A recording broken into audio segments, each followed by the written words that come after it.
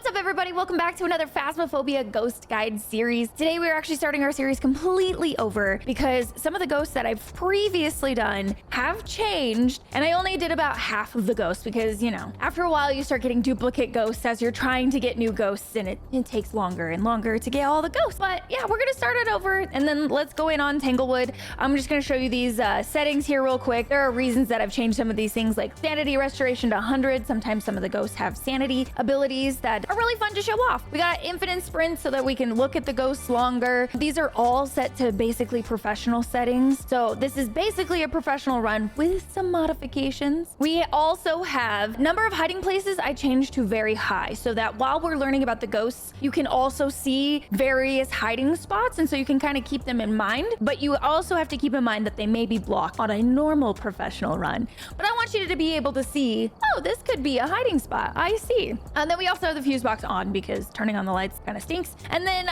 we also have cursed possessions. We have all of the cursed possessions because some of the cursed possessions and some of the ghosts have really cool quirks with them or little abilities or whatever you want to call them. So we're going to go in on Tanglewood, and I am actually going to try to look for the ghost because sometimes finding the ghost can take a little minute, and then I'll bring you guys back. All right, we found the ghost room, and we have EMF 5. Oh my goodness. I heard that fork flying, so I knew this is going to be our ghost room. Because the fork is very, very close to the kitchen, we're going to double check the kitchen, but it doesn't necessarily mean it's the kitchen. So we're going to double check over here as well. It is possible that the ghost reached through the walls or something, or did a short little roam. I don't know. It's also possible that it's just not cold enough yet to determine where the ghost is. So we're gonna go grab some other stuff, and then we'll see if the room cooled down. All right, we've got all of the tools that we need to investigate this ghost, and it does look like it's getting cold here. Anything under 10 is probably the ghost room, but now it's messing with me. Now the ghostie is messing with me, but let's go ahead and place what we need to place. Get that going. Let's hello, light switch. Let's double check for orbs here real quick, because that's gonna be the easiest tell of where the ghost room is too. Is that an orb? What was I seeing? Oh, it's this little, it's a little light defect or something like that. I don't know. I'm not seeing anything. Not seeing any Orbeez. I'm not 100% sure. No, actually, I think our ghost just made a, yep, it threw something. All right, so we do have EMF. Let's try this. Where are you? Are you here? Are you close? Are you friendly? Where are you? Are you here? Are you close? Are you friendly? Woo. Where are you? Are you here? Are you close? Are you friendly? Where are you? Are you here? Are you close? Are you friendly? So the fact that it did a ghost event and I walked up to meet him was so that I could stand on top of him and do the spirit box, because that is a good way to try to get spirit box, because when the ghost event ends after it's touched you, it's going to be standing in that same spot for at least a little minute until it decides to set another pathway or waypoint. This does have a range on it. So say your ghost is like wandering and you try spirit box and you don't get spirit box, but perhaps it is spirit box. You sometimes have to try a few times. You just have to make sure your ghost is actually like in the room and close to you when you're doing spirit box. And that's the best way to do it, is with a ghost event there. But this ghost is doing next to nothing right now, I would say. It's definitely still cold here. We did have EMF 5, so it is possible. Let's double check for fingies here. Was it this door or this door? Okay, we do not see fingies. I think it was this door. Yeah, I think it was this door. So, can't necessarily... Oh! I don't know if that was the same door or not. It's really hard to tell. But the fact that we didn't get fingerprints twice is probably indicative of that we don't have fingerprints, but it's hard to say because sometimes obakes hide their fingerprints. So we just have to keep that in mind. Probably not spirit box, probably not fingies. Let's try this again. Did I just see dots? Or am I crazy? It's possible that I'm crazy. I mean, it's still here, but it's not necessarily freezing. Perhaps something that we can do to help ourselves is get a second pair of dots and a book. Oh, and it did turn off our breaker, which tells me it is not a djinn. Djinns cannot turn off the breaker. Was it down here? It was. Let's go. Okay. Beautiful. All right, let me go quickly grab another pair of dots and book, and I'll be right back. Okay, so we have another Dotson book in here, and it just touched this door again. Let me just double check for fingerprints again. You may have to double check a few times in case you run into an Obake. But where did I think my flashlight was back over here, wasn't it? It sure was. I would like to keep that on my person. We were about 63-ish% sanity. Nope, not doing anything. Still no feet, so probably not fingerprints. I think I'm gonna rule out fingerprints, actually. Or ultraviolet. Rule that out. Let's try this one more time. Where are you? Are you here? Are you close? Are you friendly? Where are you? Are you near? Are you far? Are you friendly? Where are you? I mean, if it is in fact not spirit box, I'm gonna real quickly go grab a smudge stick because if this is a Raiju, we're gonna need it. Well, let's take a look here. Smudge stick, lighter. You know what? We'll take another crucifix, because why not? I'd like to suppress it hunting until we know what it is. That would be really nice. Because this is a professional run, so you're supposed to be able to get all 3 pieces of evidence. Yeah, we're not getting ultraviolet, which tells me, again, it can't be a Goryo. So if we're gonna see dots, we're gonna see dots. That's what's gonna happen. Let me spread these out a little bit. Oh, we do have dots. Oh, God. That scares the crap out of me. Okay, so it's either a Raiju or an Oni, which means we either have Raiju or Oni. I think I said that in the reverse. But anyway, it doesn't matter. We either have freezing temperatures or ghost orbs, which I am not seeing either. Then again, I swear freezing takes a hot minute. I'm kind of guessing this is probably an Oni. I'm going to keep the lights on because I don't want my sanity to drain. But your ghost is going to be more active in the dark. So keep that in mind. I have an idea. I'm gonna go take a pill because I really don't want to find out this ghost through nightmare methods. I would like to find out what this ghost is through professional methods. So we're just gonna take a pill, and that's gonna bring us up to 100. Because yeah, we're definitely low. We're definitely low. Okay, so this does mean our ghost is gonna be less active because our sanity is higher. So to compensate, I am gonna turn the lights off. That does mean we're gonna drain sanity, but that's okay. This will just allow us a little bit more time for our investigation because I would like to figure out what the heck it is. All right, pretend maybe we didn't figure that out. We do know it's not a wraith because it stepped in the salt. We know it's not a Goryo because we physically saw the dots. So it is still down to Oni and Raiju. So we know for a matter of fact, we do not have Spirit Box or Ultraviolet for those 2 reasons too. Yes. Oh, okay. We throw and we getting... All right, we're pretty active, which kind of screams Oni to me. Also, the fact that I don't see orbs tells me that we're just getting victimized by freezing. So come on, little thermo, I believe in you. Unfortunately, I only have tier 1 thermos. Which, okay, we're not doing this anymore. We're not doing that anymore. Which do have a variation of uncertainty in it. So it's possible that this is trying to show me freezing, but the uncertainty is just like not giving it to us. Beep. Okay, thank you. Also, this is a male ghost, which is nice. For one reason and one reason only, it doesn't crawl. I like to look at the ghost names to see if they're female or not, because the female ghost can crawl. And, you know, if we do have an Oni, it's a very sight. Like, you want to look at the ghost, and if it's crawling, it's really hard to see the ghost for long periods of time. So I just wanted to make sure, but it is a very active ghost. And that's something that to keep in mind, too, are the ghost behaviors throughout these investigations, which is why I'm not... Hello? Goodbye.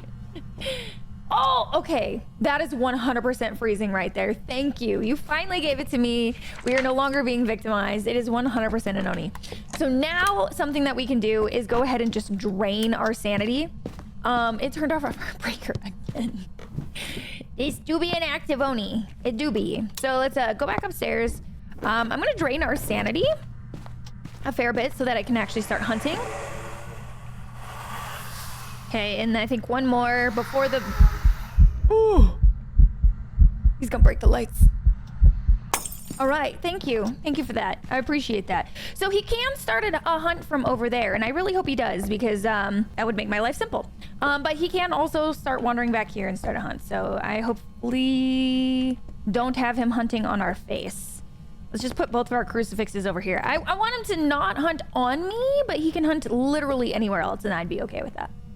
So Onis are extremely visible during hunts, and so they blink very fast. So they are invisible less than they are visible. If you look at any other ghosts, it's pretty obvious. I'll actually, at some point, we'll insert a side by side so you can see what a normal blink looks like and an Oni blink. I think that's really helpful. It took me a long time to really be able to tell what an Oni is by sight very, very quickly. We also have a ghost that cannot do an airball ghost event. Have you ever seen a ball of air just like, or mist or whatever in the game just come at you and then it hisses at you? Onis physically cannot do that. So if you ever have a ghost do that airball event, we call it okay. We'll come back to that. We'll come back to that. Let's take a look at this ghost. He's gonna speed up with line of sight, but he does initially start his hunt at 1.7 meters per second. So it's a normal hunting speed, but he does speed up with line of sight. So if I did not have infinite sprint here, we would definitely get got eventually. Oh, he did blink out for a fair bit of time for just a moment, but he's more visible than he is invisible. Extremely visible. Extremely visible. But yeah, he has a normal hunting speed, 1.7 meters per second. He does speed up with line of sight. Cannot perform those airball ghost events ever.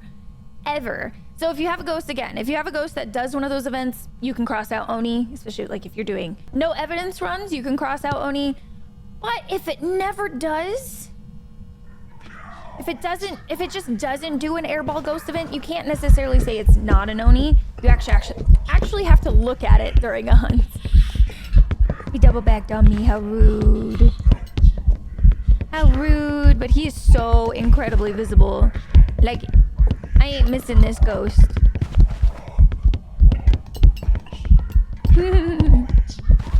Onis are very fun for this reason.